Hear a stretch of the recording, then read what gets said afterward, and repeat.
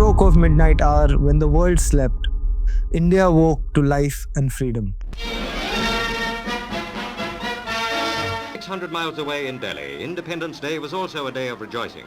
Tumultuous crowds filled the streets, celebrating, singing and laughing. पर RSS और मोदी जी सोते ही रहे जब तक कंगना ने 2014 में फ्रीडम अनाउंस नहीं की। आजादी अगर भीख में मिले तो क्या वो आजादी हो सकती है? आप खुद बताइए। वो आजादी नहीं थी, वो भीख थी, और जो आजादी मिली है वो 2014 में मिली है। और नेहरू का भूत आज तक हमारे व्हाट्सएप अंकल्स को सता रहा है। ये भूत हर जगह है। जब भी कोई ब्लेम करने को नहीं मिलता, नेहरू का नाम सबसे आगे आ जाता है। पंडित नेहरू को बिठा दिया गया। अगर देश के पहले प्रधानमंत्री सरदार वल्लभ भाई पटेल होते तो मेरा कश्मीर का ये हिस्सा आज पाकिस्तान के पास न होता। कि इस मामले को इंटरनेशनलाइज करने वाले कांग्रेस थे, ग्लोबल यूएन को लेके चले गए। कौन लेके गया? हमारे देश के प्रधानमंत्री जी, जो फर्स्ट प्रधानमंत्री जी हैं, पंडित जवाहरलाल नेहरू जी, इसको यूएन में लेके चले गए। क्यों? ये भी एक बहुत बड़ी भूल थी कि जवाहरलाल नेहरू जी ने जो हमारा अंदरूनी मामला था उसको यूनाइटेड नेशंस में रखा और पाकिस्तान का लोकस क्रिएट किया। एक अलग सा लव हेट रिलेशनशिप है मोदी जी और नेहरू का। पहले खुद को नेहरू से कंपेयर करते हैं, फिर उनके नाम से ख्याली पुलाव पकाते हैं और खुद को बिरयानी बताकर जीत की इलायची चख लेते हैं। और अब जब नेहरू जी की सारी गलतियां अपेरेंटली मोदी जी सुधार रहे हैं, तो इट्स ओनली फेयर कि एक्सचेंज में नेहरू जी भी मोदी जी की गलतियों की रिस्पॉन्सिबिलिटी ले ले। गली क्रिकेट का बबलू जब 2 बार किसी का कान तोड़ देता है तो खुद को सचिन तेंदुलकर कहने लग जाता है, पर उसे कोई सीरियसली नहीं लेता। पर लेकिन अगर बैट बबलू का, बॉल बबलू का, अंपायर भी बबलू का, फील्डिंग सेट करने वाला उसका ही दोस्त, गली का गुंडा, मोटा भाई डब्लू, तब तो सबको मानना पड़ेगा कि बबलू ही सचिन है। कुछ ऐसी स्थिति है नेहरू और नरेंद्र की भी। मीडिया नरेंद्र की, पुलिस नरेंद्र की, जुडिशरी नरेंद्र की, फोन का डेटा तक नरेंद्र का। तो 60 साल बाद भी भक्त लगे हुए हैं बबलू को सचिन बनाने में और सचिन को बबलू बनाने में। पर बनता बस उनका मजाक है। लगता है नेहरू ने सिर्फ आजाद भारत का फाउंडेशन नहीं दिया, लेकिन मीम मेकर्स को बहुत कंटेंट भी दे दिया। कहाँ मिलेगा इतना कंटेंट? आज के जनहित में जारी के एपिसोड में हम बात करेंगे नेहरू पर लगे इल्जामों की। देखिए, आपकी इच्छा रहती है ना मैं पंडित जी का नाम नहीं बोलता हूँ, आज मैं बार बार बोलने वाला हूँ। आज तो नेहरू जी ही नेहरू जी।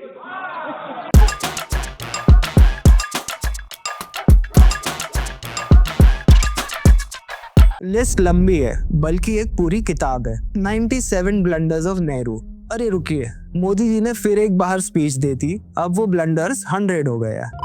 नेहरू का भूत इंडियन पॉलिटिक्स में पहले भी देखा गया है, पर बस अब क्योंकि बबलू अपना बड़बोला है और मोटा भाई ने बोला है, तो मीडिया के माध्यम से भूत की कहानियां चरम पर है। नेहरू पर इल्जाम नंबर 1, पार्टीशन। राइट विंग का मानना है नेहरू ने अपनी कुर्सी के चक्कर में देश तोड़ दिया। तो मतलब अब जिन्ना भी कबर में सोच रहा होगा कि और कुछ दिया या नहीं, कम से कम ये क्रेडिट तो जिन्ना से मत छीनो। 200 साल की डिवाइड एंड रूल की पॉलिसी वाले अंग्रेज भी जब आरएसएस और हिंदू महासभा को देखते हैं जो फ्रीडम फाइटर्स को ही पार्टीशन का दोषी बताए, वो तो खुशी खुशी हमसे 6 चक्के और खा लेंगे या भुवन से अपनी बहन ब्याह देंगे। इल्जाम नंबर 2 है कश्मीर। बबलू का चेला चिंटू, जिसका धंधा नोटबंदी में ठस गया और फिर लॉकडाउन में बंद ही हो गया, जिसने 2 महीने से मकान मालिक को भाड़ा नहीं दिया, अब पकोड़े की दुकान लगाकर दाल रोटी चला रहा है। उसको भी लगता होगा कि अब तो मोदी जी ने नेहरू की गलती सुधार दी है, 370 हट गया, अब वो भी कश्मीर में दल लेक के बाजू में जमीन खरीद सकता है और एक बार बस अग्निवीर बन जाए तो लाइफ ही सेट है। इन लोगों के लिए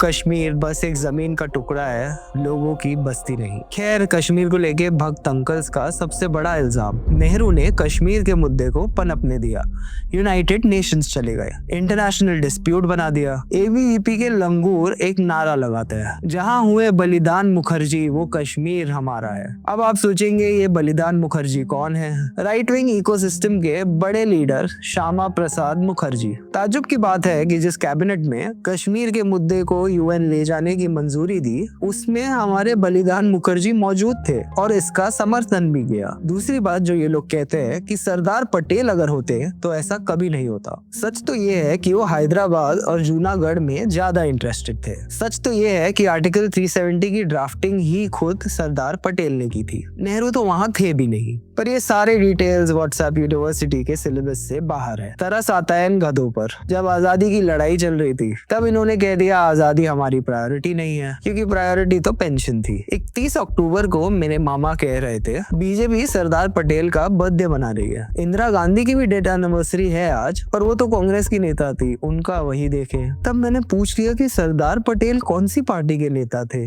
मामा जी अभी तक सदमे में हैं। कमेंट्स में जरा अपने मामा का ध्यान रखते हुए गेट वेल सून लिख दीजिएगा। डॉक्टर्स ने कहा है कि किसी भी हालत में इन्हें ये मत बता देना कि भगत सिंह एथियस्ट और कम्युनिस्ट थे। ऐसा सदमा वो बिल्कुल बर्दाश्त नहीं कर पाएंगे। जाहिर है इनके पास अपने खुद का तो कोई नेता है नहीं, इसीलिए कांग्रेस के स्टॉलवर्ड लीडर्स को अपना हीरो बताकर काम चलाना पड़ता है। पर आज वाले करप्ट कांग्रेसी तो सत्य परेशान हो सकता है पर पराजित नहीं, ये कोड वर्ड एक्स पर ट्वीट करके तुरंत अपना सत्य लेकर बीजेपी के वॉशिंग मशीन में पहुंच जाते हैं। पर शास्त्री या पटेल से इनका दूर दूर तक कोई नाता नहीं। नेहरू ने एक डीपली डिवाइडेड देश को साथ लाया, 500 से ज्यादा प्रिंसली स्टेट्स को भारत में जोड़ा और सरदार पटेल ने इसमें मुख्य भूमिका निभाई। पर नेहरू और पटेल अलग नहीं थे। आज तो एक फुटओवर ब्रिज या उसके नीचे वाटर कूलर का क्रेडिट भी प्रधानमंत्री मोदी जी को चाहिए। एक मेयर का इलेक्शन भी उनके नाम पे ही लड़ा जाता है। पर नेहरू का रोल राइट ऑफ करना अडवाणी जी को घर बैठाने जितना आसान नहीं है।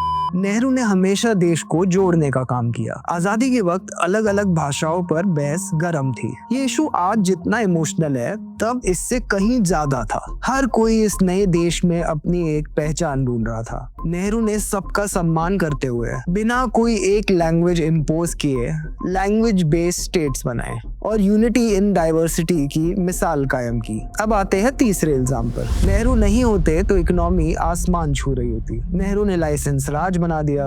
इल्जाम ये भी है कि नेहरू ने हेवी इंडस्ट्रीज पर ज्यादा फोकस किया और इस वजह से एग्रीकल्चर पिछड़ गया और सरकारी संस्थान ही बनाते रह गए तो प्राइवेट सेक्टर डूब गया। पर जरा सोचिए, उन्हीं सरकारी संस्थानों में आज देश के बच्चे पढ़ते हैं। उन्हीं सरकारी नौकरियों के ख्वाब देखते देखते कोचिंग सेंटर भर देते हैं और 10 साल से पिछले 70 साल का रोना रोने वाले प्रधानमंत्री ने कब ये सोचा कि 200 साल की ब्रिटिश हुकूमत के बाद क्या था हमारे पास और नेहरू को कहां से शुरू करना था। 30 साल की लाइफ एक्सपेक्टेंसी, 84% की इलिटरेसी, महिलाओं में 90% की इलिटरेसी, अनपढ़ता, अकाल और एक डीपली डिवाइडेड देश। 1947 में हम कैपिटल गुड्स बनाते ही नहीं थे। पूरा देश इंपोर्ट पे चल रहा था। 90% से ज्यादा मशीनरी, इक्विपमेंट सब बाहर से आती थी। 1960 तक ये नंबर 63% हुआ और 1974 तक ये नंबर 9% रह गया। आज तो सरकार और मीडिया ने हमें ऐसा अंधा किया है। पिता की सरकारी नौकरी पर सरकारी स्कूल से पढ़कर, सरकारी IIT के लिए कोचिंग इंस्टीट्यूट्स भरकर, सरकारी एम्स में इलाज करवाकर, उन्हीं सरकारी सुविधाओं को गाली देते हुए सरकार का गुणगान करते हैं। पर ये सारे बेसिक एसेंशियल से लेकर एम्बिशियस एजुकेशन और बड़ी नौकरी के एस्पिरेशंस सब नेहरू ने इस देश को दिया। अगर सब कुछ प्राइवेट सेक्टर के हवाले कर देते, इसका सीधा मतलब होता वर्कर्स का एक्सप्लॉयटेशन और महंगी सुविधाएं।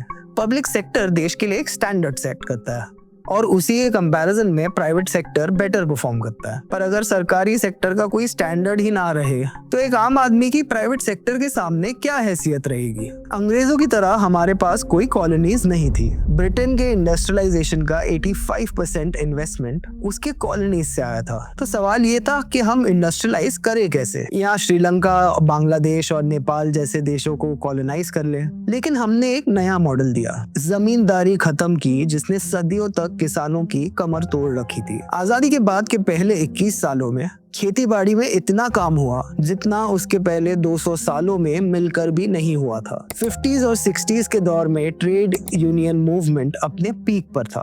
मजदूर अपने अधिकार के लिए खड़े थे, आवाज उठा रहे थे। आज जो विकास पर लेक्चर देते हैं उनसे एक सीधा सवाल, पिछले 12 सालों में मोदी जी ने ऐसे खुद का क्या बनाया है? कौन सा इंस्टीट्यूशन, कौन सी संस्था और कौन सा विकास का नया आधार? बनाया कम, बिगाड़ा ज्यादा, बेचा भी वही जो किसी और ने बनाया था। अब देखते हैं नेहरू जी ने क्या बनाया। IITs, IIMs, CSIR, Bhabha atomic research centre, AIIMS, DRDO, Bharat heavy electricals, Hindustan machine tools, national institute of virology. पर मोदी जी बस बने बनाए का बंटाधार ही नहीं करते, उनकी भी अपनी कुछ डिस्कवरीज तो है। नाली से गैस, बादल में बेनिफिट, गणेश जी की प्लास्टिक सर्जरी, एम्स दरभंगा, ये सब उनकी महान खोज है। भारत एक खोज भी मोदी जी का ही आइडिया था, पर प्लेजरिज्म का तो आप जानते ही है। ताली थाली गोबर गौमूत्र से देश आगे नहीं बढ़ सकता है, बढ़ता है उन इंस्टीट्यूशंस के बलबूते पर जो नेहरू ने बनाई थी। कल्चर के नाम पर आजकल जो चल रहा है उसके कंपैरिजन में देखते हैं नेहरू ने क्या बनाया था। National school of drama, national school of design, संगीत नाट्य academy, film and television institute of India. AIIMS के पुराने डॉक्टर बताते हैं कि नेहरू ने उन्हें इंस्पायर किया। उन्होंने कहा कि वो अपना देश बनाएंगे। इसी स्पिरिट के साथ लोग विदेश से भी वापस आए और एम्स जैसा इंस्टीट्यूट खड़ा किया। आजकल तो लोग इसी देश के टैक्स से पढ़कर विदेश में कमाने जाते हैं और बस कहीं दूर से ही मोदी मोदी करते रहते हैं। देश से इन्हें प्यार तो है, पर इनका रिलेशन लॉन्ग डिस्टेंस है। आजादी के बाद देश में malaria, TB, leprosy, small pox सब फैला हुआ था। तब नेहरू ने national TB institute Bangalore, TB research centre Chennai, JIPMER Pondicherry, Safdarjung AIIMS Delhi, PGI Chandigarh, NIMHANS Bangalore समेत कई सारे इंस्टीट्यूट बनवाए। 36 नए medical colleges, 70 nursing schools, 300 training schools खुले ताकि इंडिया में डॉक्टर्स और नर्सेस की कमी दूर हो। उस वक्त गरीबी, भूख और बीमारी हर जगह थी। तभी नेहरू ने 3000 प्राइमरी हेल्थ सेंटर्स बनाए। और फिर आज के हेल्थ केयर का हाल देखिए। हमारे हेल्थ मिनिस्टर खुद एक बाजारू बाबा के बगल में बैठकर उसकी नकली दवाई को कोविड क्योर बताकर लॉन्च कर देता है। पुष्पक विमान और गौमूत्र में साइंस ढूंढने वालों को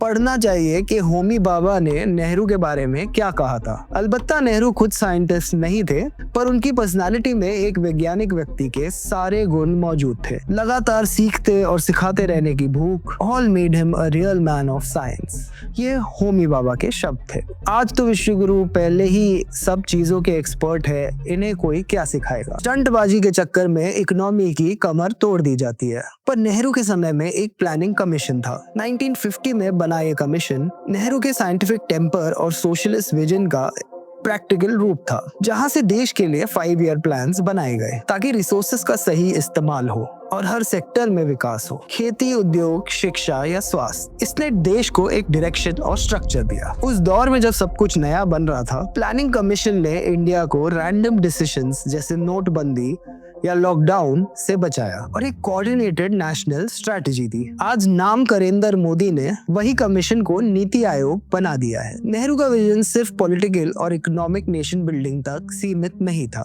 उन्होंने कल्चरल और इंटेलेक्चुअल इंफ्रास्ट्रक्चर भी बनाया था। उनके दौर में आर्कियोलॉजिकल सर्वे ऑफ इंडिया को नए रिसोर्सेज और रिस्पेक्ट मिली ताकि भारत की हिस्टोरिकल और कल्चरल हेरिटेज को संभाला जा सके। पर अब तो ASI बस ऐसे ही खुदाई के काम आता है और कम्युनल कॉन्फ्लिक्ट्स भड़काता है। हेरिटेज के नाम पर बस हेट रह गया है। हर संस्थान का अब यही हाल है। बुद्धिजीवियों को डिमोनाइज करो और अपने जाहिल जड़ बुद्धि VCs को भर दो। नेहरू समझते थे कि अगर देश को सच में आगे बढ़ना है तो हमें अपनी परंपरा को प्रिजर्व करते हुए नए साइंटिफिक और टेक्निकल इंस्टीट्यूशंस भी खड़े करने होंगे। पर परंपरा के नाम पर बस प्रोपेगेंडा और अंधविश्वास बेचने वालों को साइंस और ट्रेडिशन की ट्रू पार्टनरशिप कहाँ समझ में आएगी। और अब आता है नेहरू पर अगला इल्जाम। नेहरू ने इंडियन कल्चर को इग्नोर किया क्योंकि नेहरू वेस्टर्नाइज थे। एक तरीके से देखा जाए तो ये अटैक्स बस नेहरू पर ही नहीं बल्कि सेक्युलरिज्म, मॉडर्निटी, साइंस, रैशनैलिटी और कॉन्स्टिट्यूशन पर भी थे। ये तो वही बात हो गई कि कुछ मर्द शर्ट पैंट पहनकर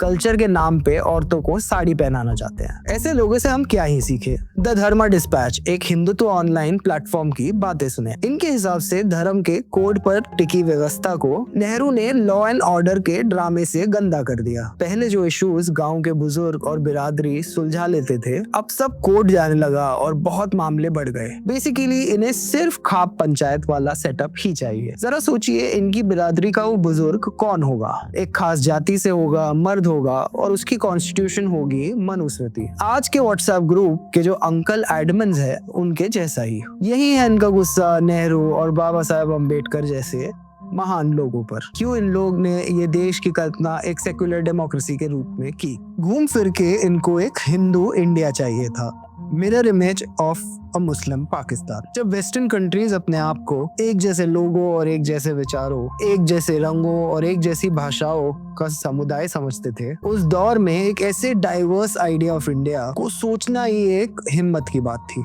एक ऐसा भारत जहाँ हर बोली, हर संस्कृति, हर परंपरा को अपनापन मिलता है, जहाँ यूनिटी का मतलब यूनिफॉर्मिटी नहीं डाइवर्सिटी है। आज इसी पुरानी एकरूपता यानी यूनिफॉर्मिटी वाली सोच को सिटीजनशिप अमेंडमेंट एक्ट के फॉर्म में दोबारा सर्व किया गया है। डॉक्टर अंबेडकर, जवाहरलाल नेहरू और उनके साथ कई और लीडर्स ने पूरी कोशिश की कि सिटीजनशिप और रिलीजन को अलग रखा जाए, पर आज के आरएसएस वालों के पूर्वज दोनों चीजें तब भी जोड़ना चाहते थे और अब भी जोड़ना चाहते हैं। उन्हें नाजी जर्मनी की रेशियल थियोरीज और फासिस्ट इटली का मॉडल पसंद था। ये लोग तब भी सेक्युलरिज्म को एक खतरा मानते थे, पर इसके बारे में नेहरू ने असेंबली में सीधा कहा। लोग सेक्युलर स्टेट कहने पर ऐसे रिएक्ट कर रहे हैं जैसे हमने दुनिया पे कोई एहसान कर दिया हो। मैं उन्हें बता दूं कि हमने कोई बड़ी दयालुता नहीं दिखाई, हमने बस वही किया है जो हर मॉडर्न देश करता है। ये तो रही नेहरू की बात। अब बात करते हैं उन लोगों की जिनको लगता है 75 तक अगर प्रियम्बल में सेक्युलर वर्ड नहीं था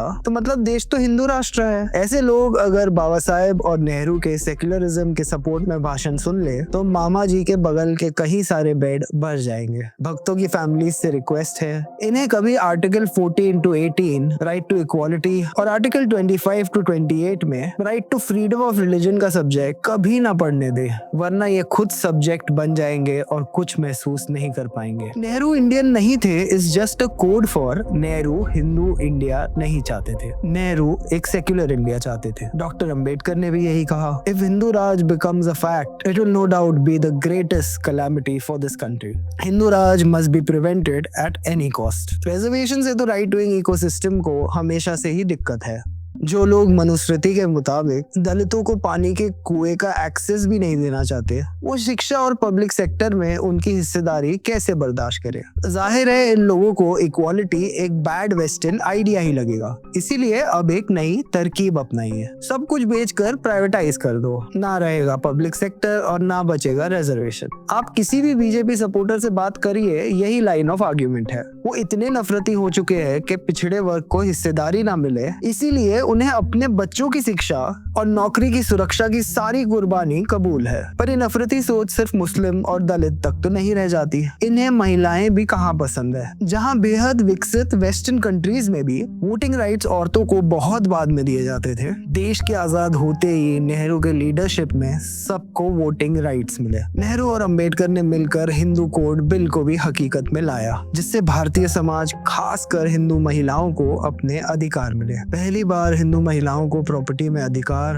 डाइवोर्स का हक, अपनी मर्जी से शादी करने का हक और रीमैरिज का भी हक मिला। और नेहरू ने अगर अलग से हिंदू महिलाओं का जीवन बेहतर बनाया, आप ये सोचिए कि ये मुस्लिम अपीजमेंट है या हिंदू अपलिफ्टमेंट? इस पर ये सवाल बिल्कुल जायज है कि ये बदलाव मुस्लिम समाज में भी क्यों नहीं आया। पार्टीशन के बाद देश में अलग सा माहौल था, खून, कत्लेआम और खौफ। ऐसे वक्त में नेहरू ने अनुमान लगाया कि जो मुसलमान भारत में रुक गए हैं, उन्हें यह भरोसा देना जरूरी है उनका धर्म, उनकी पहचान माइनॉरिटी राइट्स के अंदर सुरक्षित है। नेहरू के बाद भी इतने सालों तक ये मुमकिन नहीं हो पाया। इसमें कांग्रेस और बाकी सरकारों की बिल्कुल नाकामी है। पर ये नेहरू की गलती नहीं है, क्रिटिक्स भी उन्हें देश का नेता मानते थे। 1977 की बात है, कांग्रेस के 30 साल का राज खत्म हो गया। दिल्ली में नई केंद्र सरकार आई। सरकारी ऑफिसेस से कांग्रेस के सारे फोटोज और निशान हटाए जा रहे थे। जनता पार्टी के एक फॉरेन मिनिस्टर ने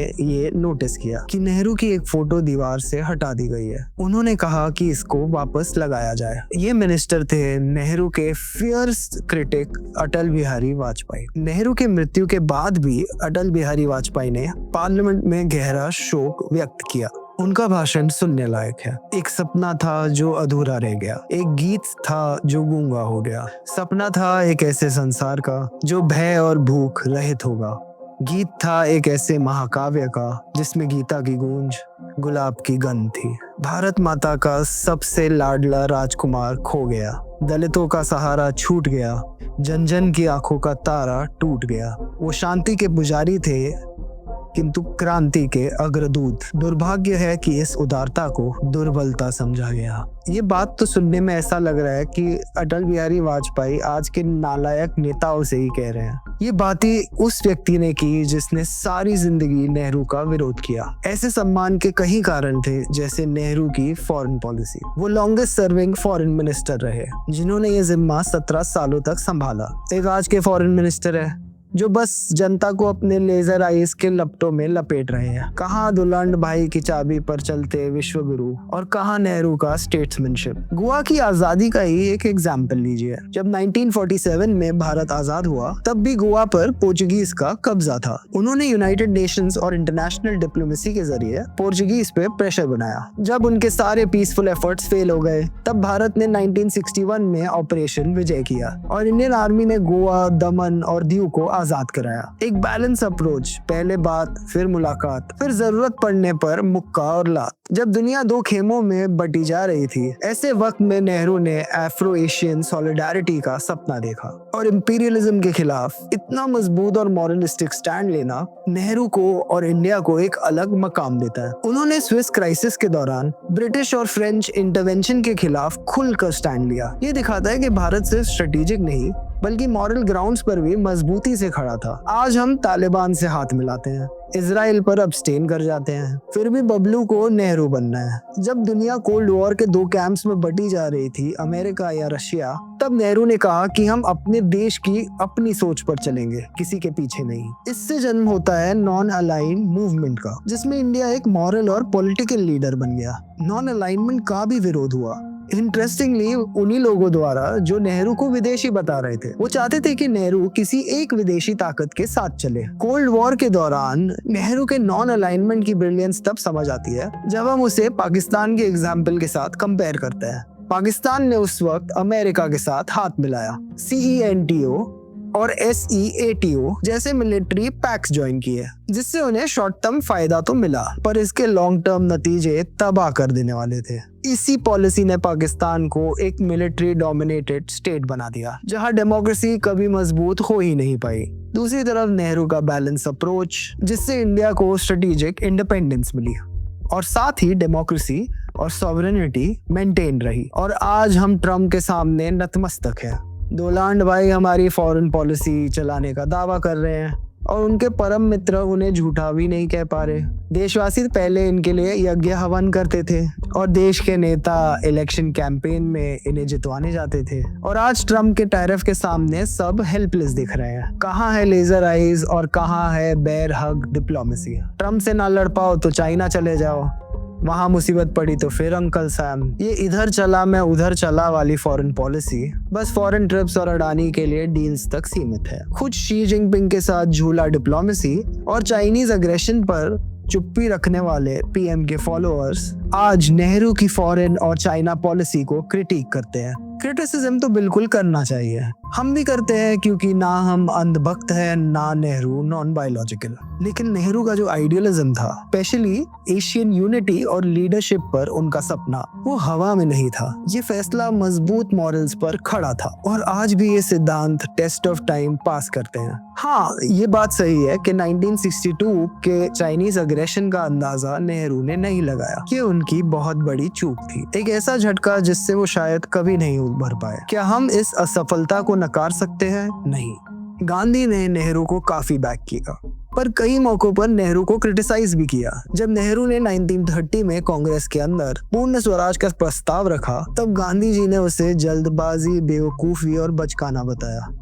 और भी मतभेद रहे जो खुले तौर पर सामने आए और कभी आपस में ही सुलझा लिए गए। वामपंथियों की भी नेहरू से अपनी शिकायतें हैं। भगत सिंह जैसे क्रांतिकारी चाहते थे कि देश के किसानों और मजदूरों को और ताकत मिले, कि हमें गोरे साहबों से तो आजादी मिले पर हम भूरे साहबों के अधीन हो जाए। इससे तो सत्ता का केवल रंग बदलेगा, रूप नहीं। हालांकि नेहरू ने जमींदारी प्रथा खत्म की, जिसकी वजह से उन्हें अपने पार्टी के बड़े जमींदार नेताओं की नाराजगी झेलनी पड़ी। लेकिन लेफ्ट के लोगों का मानना था नेहरू जमीन सुधारों को पूरी ईमानदारी से लागू नहीं कर पाए और इस मामले में उनको समझौता करना पड़ा। ये भी सच है कि उनके समय में किसान आंदोलनों को भी जबरन दबाया गया, जो रेडिकल लैंड रिफॉर्म्स की मांग कर रहे थे। और ये भी सच है कि नेहरू ने 1959 में केरला की पहली डेमोक्रेटिकली इलेक्टेड लेफ्ट सरकार को बर्खास्त कर दिया, जो कि ये उनके कहीं शुभचिंतक भी जस्टिफाई नहीं कर पाए। नेहरू ने प्रिवेंटिव डिटेंशन एक्ट जैसे ऐसे कुछ कानून भी जारी रखे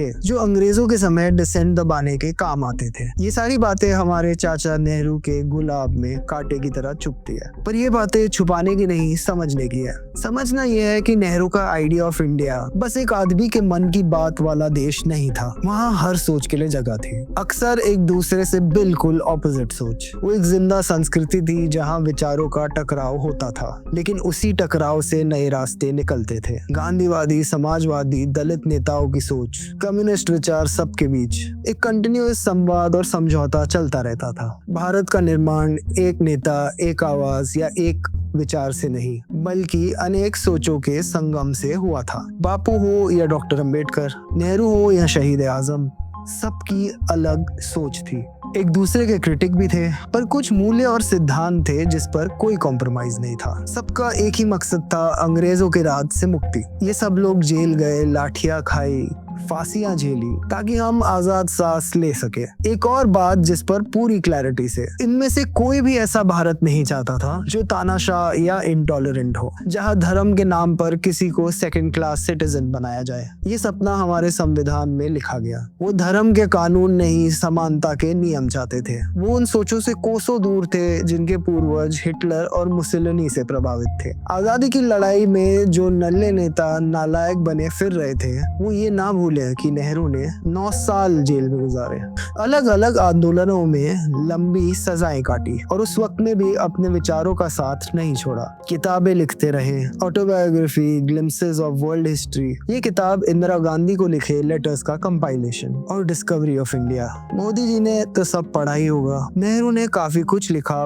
बस एक चीज लिखना रह गया, अंग्रेजों के लिए अपॉलजी लेटर। वफादारी का वादा और पेंशन की मांग करना भूल गए। शायद यही कारण है कि अब नेहरू को चुनावी नारों में बदनाम किया जाता है, किताबों कहानियों से हटाया जाता है। आजादी की लड़ाई से उनके योगदानों को भी मिटाने का प्रयास है। क्विट इंडिया मूवमेंट पर नेशनल आर्काइव्स एग्जीबिशन में अब नेहरू का नाम नहीं मिलता। कई स्कूल की किताबों में भी उनका जिक्र या तो मिटा दिया गया है या बिल्कुल छोटा कर दिया गया है, पर उनकी लंबी परछाई आज भी साहब को रात भर जगाए रखती है। ऐसे वीडियोस और देखने के लिए देखते रहिए जनहित में जारी।